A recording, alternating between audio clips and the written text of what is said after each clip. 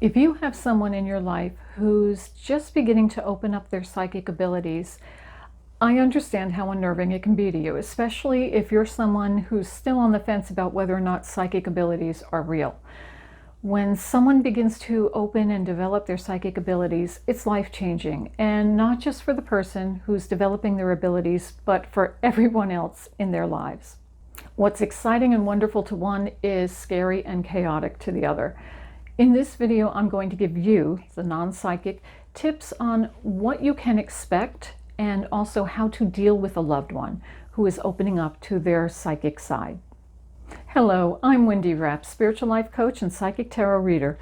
On this channel, I help you as a spiritually awakened person grow and evolve on your soul's journey. And if you enjoy material like this, hit the subscribe button so you don't miss my next upload. Before I get into the video, I do want to say that although this video is meant for the non-psychic so they know what to expect and how to deal with the energies in a person and what they're going through who is opening to their abilities, I do think that the information here is also really important if you are somebody who is psychic, or if you're somebody who's just starting to open to your own psychic abilities.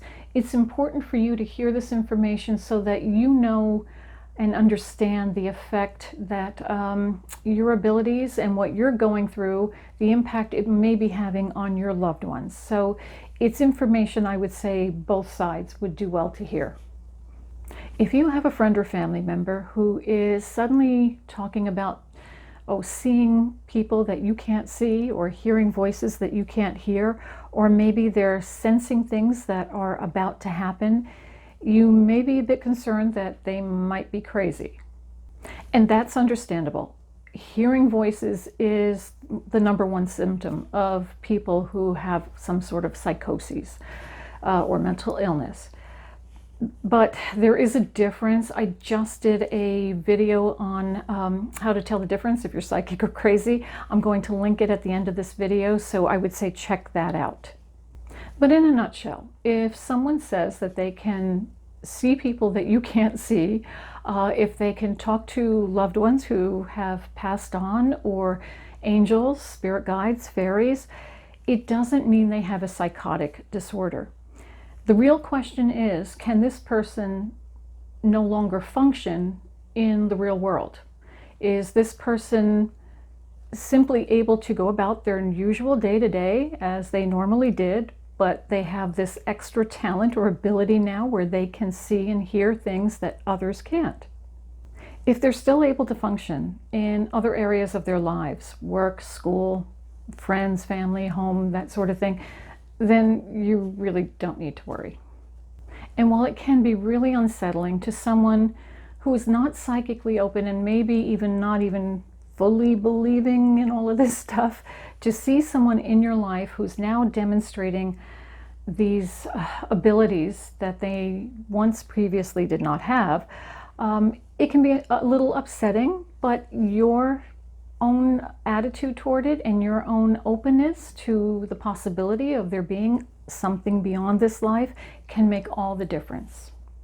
If your friend or loved one who is opening up to their abilities begins to tell you things that are hard to believe, hard to accept, beyond the scope of your understanding, really resist the urge to be condescending or dismissive.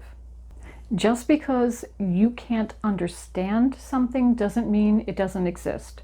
A quantum scientist, physicist could sit and talk to me about certain quantum laws all day long. I wouldn't dismiss it. Some of them would sound crazy to somebody who is not a physicist, but I know it's beyond the scope of my understanding and ability, so I'm not going to dismiss it. So it's the same thing. If something is beyond the scope of your understanding, don't simply assume because it's something you can't relate to or you can't understand that it couldn't possibly be true. Just be open. And so you as the non-psychic can understand where your friend may be coming from. When a person is first opening up to their psychic abilities, it's really kind of a scary and lonely process. It was for me. Having somebody that they can talk to and be open about it, and not feel as if they are going to be poo-pooed or shut down is very important to your friends. So I'm assuming this is for people who really love whoever this person is in their life and you want to help and encourage them. So be open, just listen. You don't have to have the answers for them, especially if this is something that you're not familiar with. Just listen to them. Just let them talk. Let them express to you the things that they're going through. It might also be helpful if you let them know, look, I wish I could understand what you're going through. I'm not open myself. I'm not very psychic myself or intuitive. So maybe you can encourage them to seek out people who are psychic or who have some kind of knowledge about what they're going through. Encourage your friend or loved one, family member, to go to places like EarthSpirit, New Age Center in Red Bank, and to talk to the people who work there, or to make an appointment to talk to a psychic there, or go on Facebook and look for a group of people who are spiritually open and psychically open, who are going through spiritual development. There's all kinds of ways you can do that. If you encourage them to find groups that will be helpful, people in their life who will be helpful to them, and you're encouraging them to do that, it's going to mean a lot to your psychic friend or family member, because it shows them that you believe in them. Even if you don't understand them, you're believing what they're telling you and you're trying to be helpful in the best way you can. That's going to go a long way. And I don't want to make it sound to you, the non-psychic person, that it is your job to listen to somebody who's opening up, constantly talking about their psychic abilities and the latest thing that's going on. I know how excited people get when they're opening up, myself included.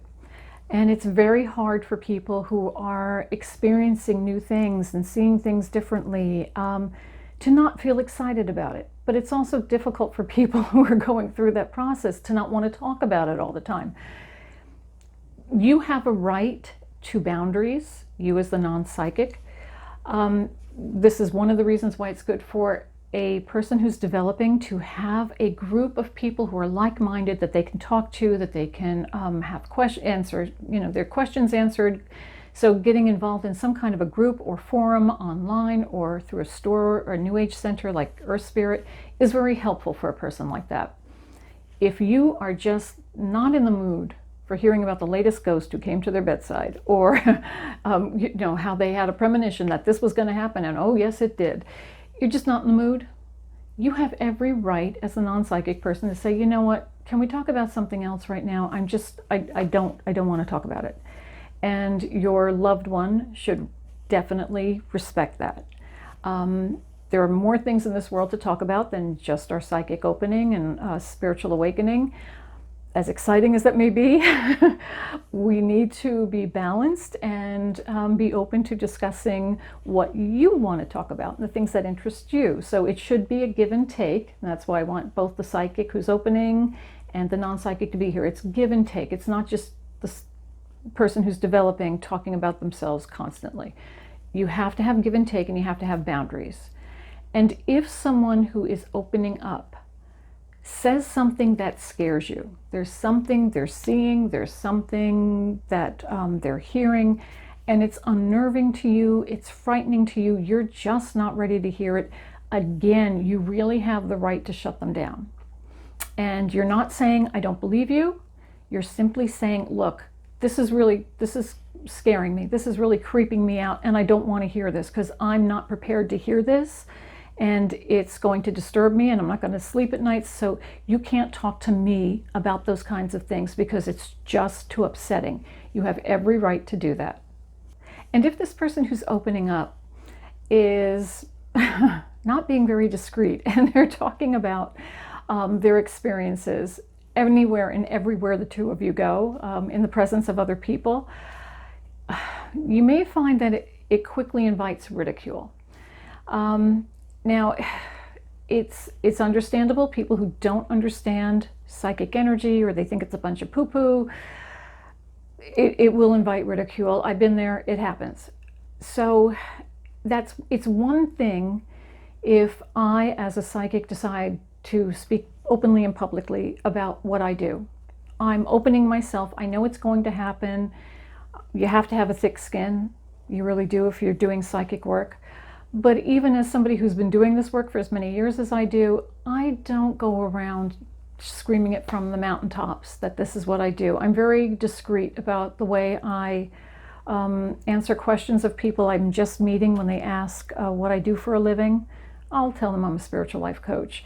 Leave it at that, which is true. And I use my readings to do that, but I don't tell them that part. And if I see there's somebody who's open to the energies, then I'll tell them. But, you know, you have to be discreet. Otherwise, you're just inviting all kinds of ridicule. The psychic in your life does not have the right to go screaming it from the mountaintop with you in their presence. If they want to do that and they're comfortable getting the ridicule, fine. But with you being in their presence, it kind of opens you to that ridicule as well. And that's not fair because you're not the one who's opening up. You're not the one who's prepared for it. So let your friend know, or your family member, look, when we're together, could you please, you know, keep it to a minimum. I honor what you're doing, but I'm not prepared to handle this. And then sometimes when that psychic's not around, you're being made fun of by the people who now hear this. So you have a right to protect yourself and your own privacy, and you have the right to ask your psychic friend to please be discreet. You have all the right to do that. And it's not fair to the psychics, to the opening and developing psychics. I want to say it's not fair for you to just assume that the person who's the non-psychic is going to come to your defense. If you do speak out in front of others and people start to ridicule you, if you're not being discreet, it's not fair to assume or make the person who's a non-psychic come to your defense. They don't understand this. They're not the one who's opening up. They're not the one who's studying whatever you're studying or going through what you're going through. So if you are going to speak publicly about what you do or the experiences you are having, you better be ready to give an answer. You better be ready to keep your cool. You better be ready to not get your nose out of joint when people start making fun of you. And that's usually why it's best as a developing psychic that you keep it to yourself for a while until you are fully feeling empowered by what you know, not by the abilities, by what you know. Because when you know how to give a response to someone in a loving, calm way, then you can more freely talk about your own beliefs and your own experiences, and whether or not somebody believes it, that's up to them, and it's more easy to just let it go. But it's not fair to put that on someone who is not going through a spiritual awakening, who is not psychically developing. It simply isn't fair to assume they have to defend you. And to the non-psychic, it may be very exciting to you to see or hear your friend making predictions or talking to the souls of those who've crossed over, and you want others to see what this person can do. A word of caution to you would be, don't ever put this newly developing psychic in a situation where they have to perform for others, because it's one thing when things come spontaneously or just in the presence of you because they trust you, they love you, they know that they can do this with you. To suddenly be thrust in a situation where they now have to perform for others, it's very, very, very easy for a new psychic especially to freeze up and not be able to perform. So that can also invite ridicule to this person who is a psychic. So you don't want to ever put that kind of pressure on them that they need to perform for your friends. If something comes through on its own, great. If it doesn't, don't ask them to perform for you. And give the newly beginning psychic space to be a beginner. We all make mistakes, even after doing this for years. We don't always get everything right. So allow this person to make mistakes. Don't laugh at them, don't scoff at them. Simply allow them the space to test the waters, so to speak. And don't worry, a psychic cannot read your mind. So if you're afraid that your newly developing, psychically developing person, a friend, is going to start being able to read your mind, well, true telepathic ability does exist, but it exists between the minds of two people who on a higher level have said this is okay. And it's usually when two people are trying to connect to one another. It happens a lot with husbands and wives, or mothers and their children. When a wife wants her husband to call home, she'll put it out there. She'll just put the thought out there. She's not even trying to telepathically communicate. And the husband will call home and she's like, oh, honey, I was hoping you'd call. So we do this all the time with people we're close to and emotionally bonded and connected with. But it doesn't mean that your friend or even your family member can just suddenly start reading your mind. They probably will be empathically picking up on your energies. So by that I mean, usually when people are psychic, they also have empathic ability. It means they can feel your energies. So they will be able to sense when you're sad, when you're upset, things like that. But that's not the same as reading your mind. So don't worry, nobody's going to read your mind. And if your psychic friend or loved one starts letting their abilities go to their head, and they start acting as if they're special, or there's something really special about me, look what I can do, woohoo, remind them gently, but remind them that there are plenty of people out there in this world who have gifts and abilities, that earthly gifts and abilities that are far superior to whatever it is they're doing. People who can sing and perform and paint and whatever it is. Everyone is gifted in some way. Everyone has some kind of a gift that I hope they're using and I hope they're utilizing and exploring. But we all have God-given gifts. Being psychic is just one of them. And it doesn't make them special, and it doesn't set them apart from anyone else, because also remind them that there are psychics and healers and people who are gifted, mediums, who've been around for years, whose abilities are much stronger than this newly developing person. So no matter how open and psychically developed they think they are, there's always somebody who's better. There's always somebody who's doing something different, something they can't do. Not all psychics have the same gifts. Everybody has different gifts, uses them different ways. So yeah, if their ego's getting the better of them, don't be afraid to remind them they're not as special as they think, and there are plenty of people out there who are as gifted or more gifted than they are. And for the psychic, or the developing psychic, don't be that friend who is always, or family member, who's always giving unsolicited readings or on people, or psychic advice. It can come across making you seem like a bit of a know-it-all. It can feel very intrusive when it's not asked for. So it's the same as any kind of advice. Unless somebody asks for your advice on something, don't give it. And the same thing with psychic advice. Don't give it unless somebody's asking for it.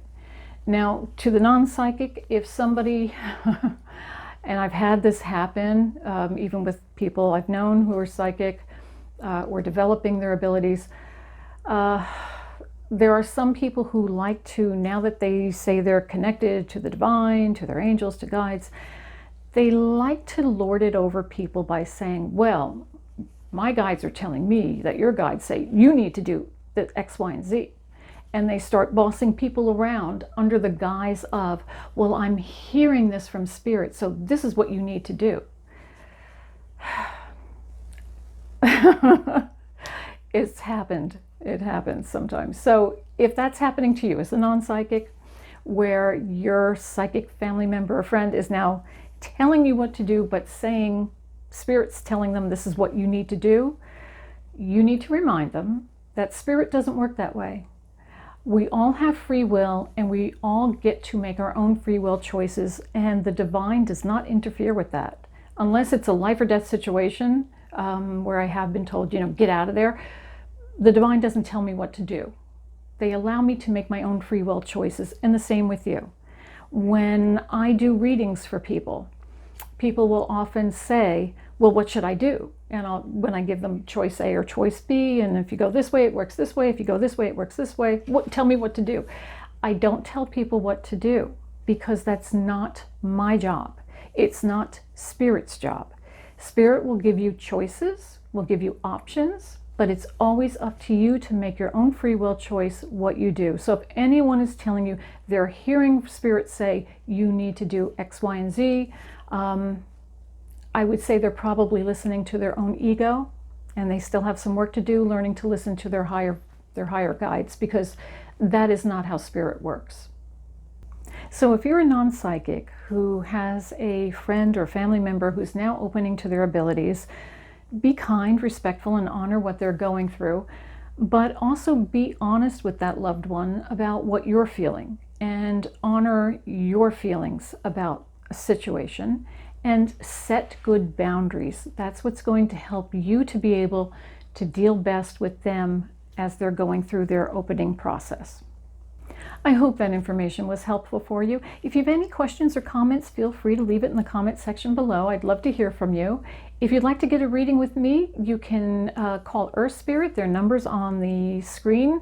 They're in Red Bank, New Jersey. You can get a reading in person at EarthSpirit, or you can ask for a phone reading. I do phone readings to anywhere in the world. So feel free to give EarthSpirit a call, and they will set that up and schedule an appointment for you.